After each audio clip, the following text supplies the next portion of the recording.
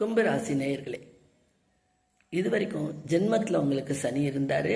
இப்போ ஜென்மம்னா மனசு. அந்த ஜென்மத்தில் உங்கள் உடம்போடையே இருந்தார். ரொம்ப பாடாப்படுத்திட்டாரு. மனவேதனை, கஷ்டம், வேதனை எல்லாம் பட்டுட்டீங்க. இப்போ நகர்ந்து 2ஆம் இடம் பாதத்துக்கு வந்துட்டாரு. அதனால கொஞ்சம் ப்ரீத்திங் கிடைக்கும். கவலைப்படாதீங்க. இனிமே உங்களுக்கு என்ன சொல்கிறது, நல்ல வசதி வாய்ப்பு, வருமானம், அப்புறம் மன நிம்மதி, பட்ட கஷ்டங்களுக்கெல்லாம் ஒரு விடுவு காலம் எல்லாமே உங்களுக்கு சனி பகவான் கொடுப்பாரு.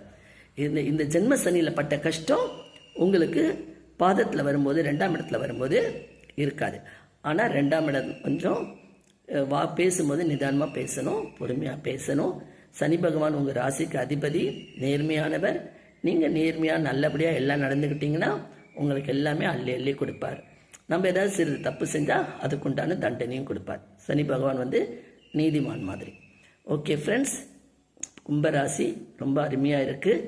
பயப்படாதீங்க. பட்ட கஷ்டங்கள் விலகி பாதத்துக்கு வந்த சனி 2ஆம் இடம் ரொம்ப சூப்பராக உங்களுக்கு நன்மைகள் செய்ய காத்திருக்காரு. பயன்படுத்திக்கோங்க. கோளாறு பதிகம் கேளுங்க, விநாயகர் அகல் கேளுங்க, சிவபெருமான வழிபாடு செய்யுங்க. உங்கள் அனைத்தும் எதிர்காலம் அருமையாக இருக்குது. அதை நல்லபடியாக பயன்படுத்திக்கோங்க. ஓகே ஃப்ரெண்ட்ஸ், இந்த எபிசோட் பிடிச்சிருந்தால் லைக் பண்ணி, ஷேர் பண்ணி, சப்ஸ்கிரைப் பண்ணுங்கள். மீண்டும் ஒரு அடுத்த எபிசோடில் சந்திக்கிறேன்.